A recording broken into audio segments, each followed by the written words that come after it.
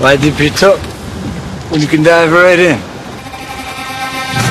Why let things simmer when you can cook up a storm? Why live life in half measures when you can live it to the brim?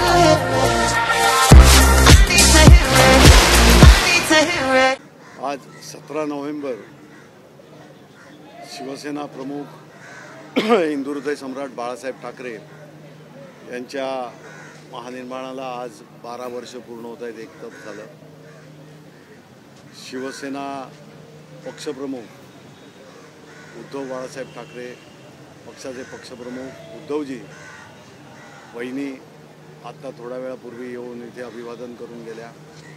महाराष्ट्रातून दरवर्षी संपूर्ण जनसागर इथे लोटत असतो शिवसेना प्रमुखांना अभिवादन करण्यासाठी. आणि आपण बघताय सकाळपासून लोक येत आहेत, शिवसैनिक येत आहेत, पदाधिकारी येत आहेत, लोकप्रतिनिधी येत आहेत आणि हे असं दरवर्षीप्रमाणे सुरू राहणार आहे. आम्ही सुद्धा सकाळचं जे नियोजन होतं ते संपूर्ण त्याचप्रमाणे व्यवस्थितरित्या महानगरपालिकेच्या माध्यमातून चांगलं करण्यात आलं आहे. आणि हा कार्यक्रम म्हणा किंवा हा जो एक या दिवसाचं महत्त्व हे सगळ्यांना महाराष्ट्रामध्ये सगळ्यांना माहीत आहे. त्यामुळे मुंबई महाराष्ट्रातून लोक येत राहतात. सर, खरं तर पाहिलं तर निवडणुकीचा कार्यक्रम सुरू आहे. आज महाविकास आघाडीची सभासुद्धा पार पडली.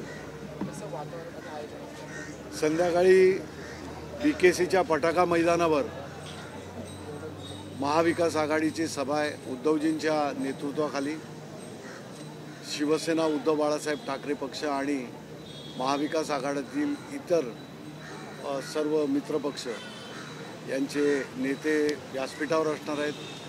आणि ही या प्रचाराची, या निवडणुकीची जी 18 तारीख उद्या 5 वाजेपर्यंत जो प्रचाराची सांगता होईल त्याच्या अगोदर संध्याकाळची एक सांगता सभा, जी मोठी सभा असते, ती आज संध्याकाळी फटाका मैदान BKC येथे होणार आहे. येथील काँग्रेसचे नेते असतील, राष्ट्रवादी काँग्रेस शरद पवार यांचे नेते असतील. आता जे नेते असतील, कारण आज काय प्रचाराचा सुद्धा दिवस आहे आणि हा एकच रविवार असा मिळतो आहे की उमेदवारांना, पदाधिकाऱ्यांना, कार्यकर्त्यांना घरोघरी मतदारांना संपर्क करणं, त्या प्रचारासाठी त्यांच्या भेटीगाठी घेणं, चौक सभा घेणं, आपापल्या मतदार क्षेत्रामध्ये कशा रीतीने जास्तीत जास्त मतदारांपर्यंत पोहोचता येणं हा एकच दिवस आहे. त्यामुळे तेही लक्षात घेता आज संध्याकाळी सभा तर आहेच. म्हणून सर, खरं तर आज स्मृती दिन आहे, पण शिंदेच्या शिवसेनेकडून सर्वच वृत्तपत्रांमध्ये जाहिरात केलेली आहे आणि त्यात बाळासाहेबांचं जे वाक्य आहे की मी माझ्या शिवसेनेची काँग्रेस सोडू देणार नाही, अशा प्रकारची जाहिरात करून एकंदरीत भावनिक वातावरण करण्याचा प्रयत्न केलेला. कसं बघता ते त्या जाहिरातीकडे का आजच्या दिवशी जे आहे आपण माध्यमातनं ही ज्या जाहिराती पाहिल्या, सगळ्यांनी वाचल्यासुद्धा, पाहिल्यासुद्धा. तुम्ही एक पाहिलं का, त्यांनी जी जाहिरात केली आहे ही निवडणुकीच्या प्रचारार्थ केली आहे की मैं ये होणे, जी शिवसेना प्रमुखांची वाक्य असतील वगैरे कधी काळी त्यांनी स्वतः बोललेली असतील. परंतु स्मृती दिनाचं अभिवादन करण्याचं ते विसरलेले. ते पाहिलं का तुम्ही?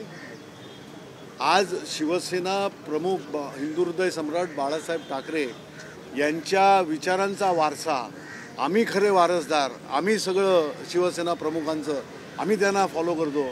पण या सगळ्या जाहिरातींमध्ये स्मृती दिनाबद्दल अभिवादन करणं ते विसरलेत.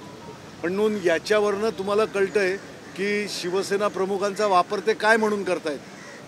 फक्त निवडणुकीपुरता मतं आपल्याला त्यांचं नाव आणि त्यांचं हे वापरून मिळतं आहे का? हा सगळ्यात मोठा फरक माध्यमांनी, हा जरूर तुम्हीच विचारलेला प्रश्न आहे, तुम्हाला सांगतो बघा. आणि हे संपूर्ण मुंबई महाराष्ट्र बघते.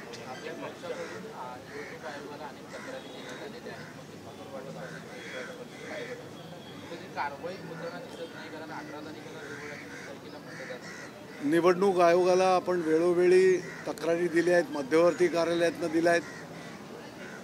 निवडणूक आदर्श आचारसंहितेचा भंग केल्याप्रकरणी ज्या तक्रारी दिलेल्या आहेत त्यांचा निपटारा त्या वेळेला त्वरित व्हायला पाहिजे. परंतु तो झालेला आणि तडीस गेलेल्या अशा तक्रारीचं कुठे हे दिसत नाही आहे. निवडणूक आयोग त्यांचं जे कर्तव्य आहे या दरम्यान ते करत का नाही आहेत हा प्रश्नसुद्धा लोकांच्या मनी, नागरिकांच्या आणि मतदार विचारत आहेत.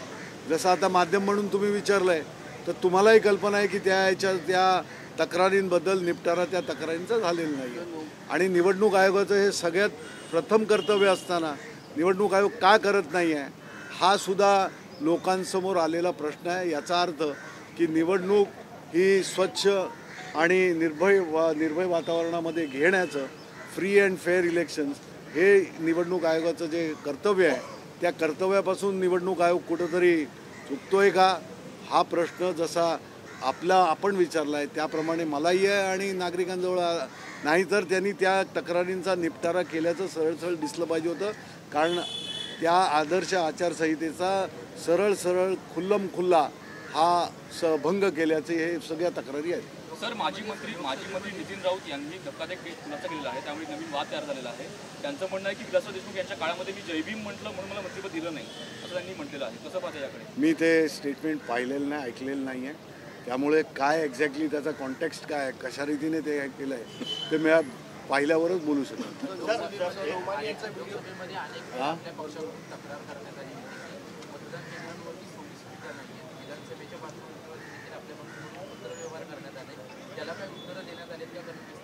त्या बाबतीमध्ये एक ढोबळ उत्तर अशा प्रकारचं त्यांनी अर्थात लेखी नाही पण एक लेखीसुद्धा काही त्यांची मेन्शन आहे की सोयी सुविधा वगैरे या पुरवल्या जातील व्यवस्थितरित्या.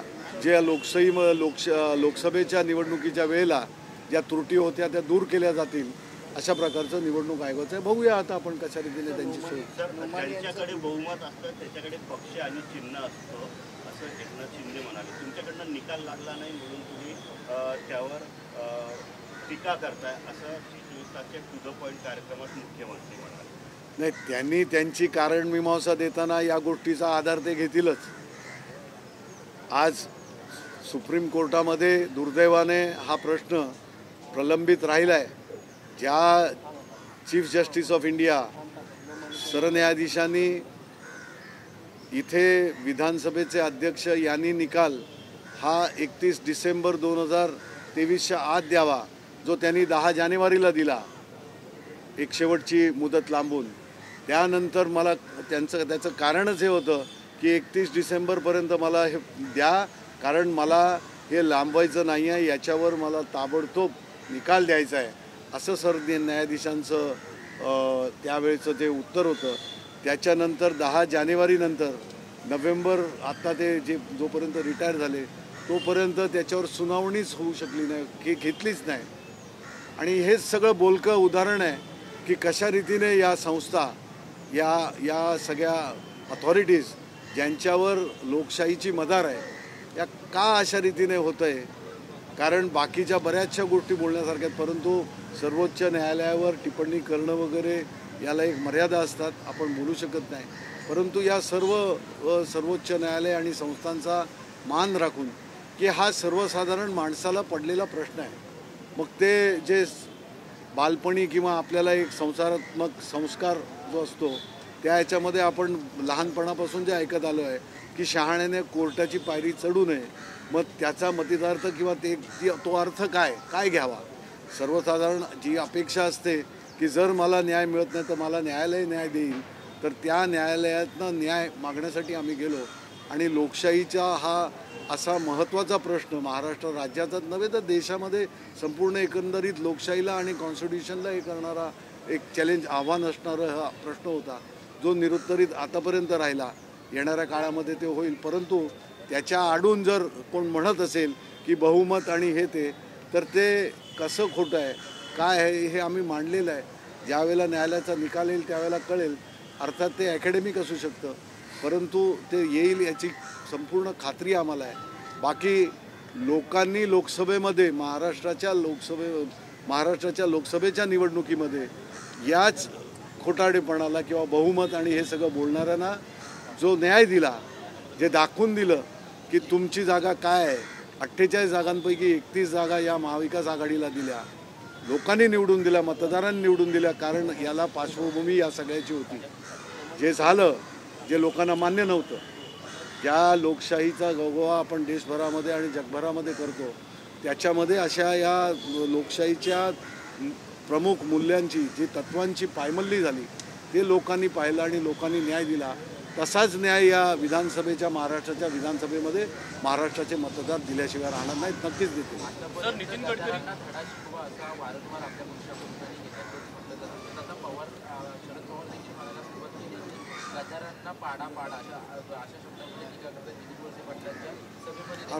अर्थातच ज्या गोष्टी फक्त राजकारणापुरत्या नसतात, ज्या गोष्टींचं एक समाजावर संस्कार होतो, एक सामाजिक ज्या सामाजिकरित्या दूरगामी परिणामात्मक अशा गोष्टी असतात, ते बोलणं स्वाभाविक असतं. आणि म्हणून शरदचंद्र पवारसाहेब ज्यांनी घडवली आहेत लोक, ज्यांनी राजकारणाचं हे फार विस्तृतपणे 60-60 वर्ष पाहिलेलं आहे, तर ते बोलणं स्वाभाविक आहे.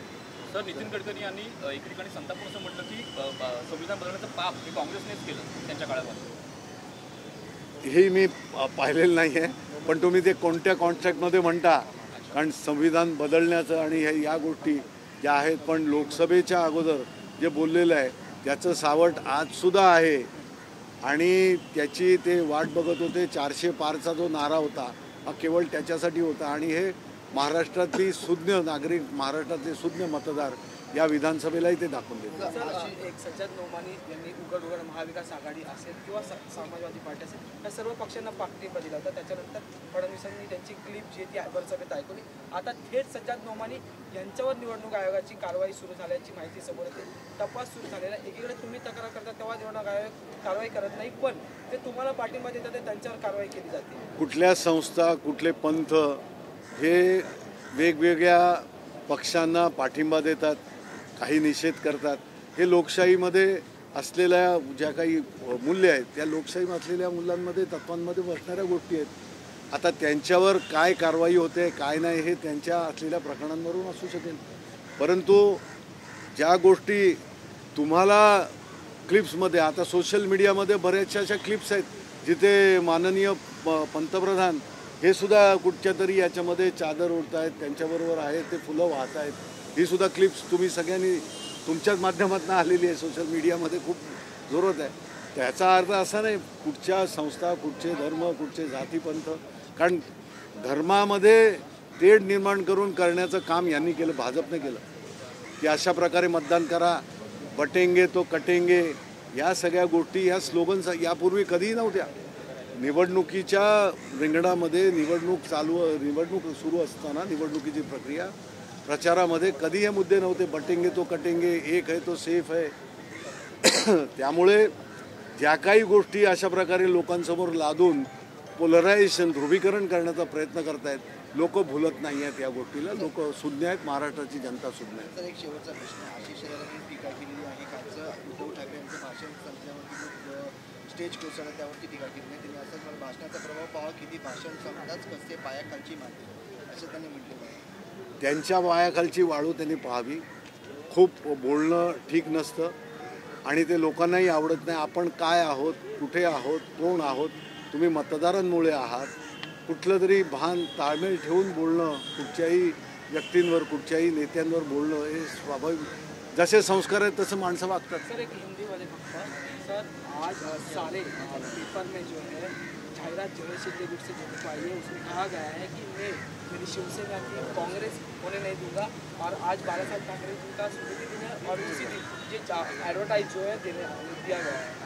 आज शिवसेना प्रमुख आदरणीय हिंदू हृदय सम्राट बालासाहेब ठाकरे जी का स्मृति दिन है 17 नवंबर, और यहाँ पे लोग मुंबई, महाराष्ट्र और पूरे देश भर से यहाँ पे उनकी स्मृति को वंदन करने के लिए आते हैं.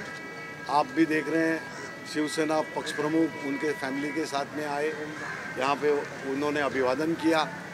ऐसे ही शिवसेना प्रमुख के प्रति जिनको एक आदर है, निष्ठा है, वो सभी लोग यहाँ पे आके नतमस्तक होते हैं. आज जो आप बात कर रहे हैं, जो शिवसेना प्रमुख हिंदू हृदय सम्राट बाला साहेब ठाकरे जी के हम ही सच्चे वारसदार हैं, हम ही उनके लीगल हेयर से, not legal heirs but otherwise, ये बोलने वाले कि हम उनके विचारों को लेके आगे जा रहे हैं, विचारों के वारसदार कहने वाले। आज उन्होंने जो भी स्लोगन्स लिए होंगे उनके एडवर्टाइज में, प्रिंट मीडिया की बात कर रहे हैं आप, तो उसमें एक देखिए कि उन्होंने आज का स्मृति दिन भूल गए। वो स्मृति दिन जहाँ पे अभिवादन की बात होती है, नतमस्तक होने की बात करती है, जहाँ पे हम एक रिस्पेक्टफुल होमेज अदा करते हैं, वही बात, वो अहम बात वो भूल गए।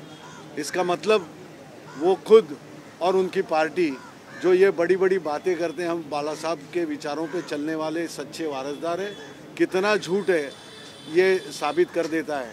क्योंकि उनको स्मृति दिन का दिन याद नहीं आया, उनको स्मृति दिन के दिन अभिवादन करने की बात याद नहीं आई, उनको बाला साहेब जी के विचारों का जो कहना है वो सिर्फ उनके चुनावों में उनकी मदद लेना, चुनावों में उनका वापर करना, ये बात जो है ये लोगों के सामने आज आ गई है। लोग पहले से भी जानते थे, लेकिन अब तो खुलकर आ गई है कि सच्चे वारसदार, सच्चे दिल में, जिनको बाला साहब जी की स्मृति जिनके दिल में है, उन्होंने इस तरह से करना ये कभी भी लोग सोच नहीं सकते।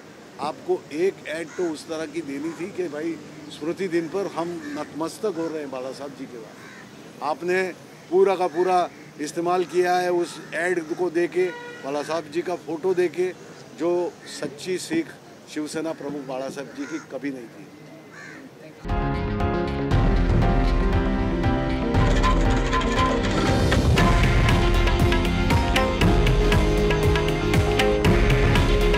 हे आहे देशातील नंबर 1 न्यूज नेटवर्क आणि आपण पाहत आहात TV9 मराठी। काळजी तुमची, हित महाराष्ट्राचं।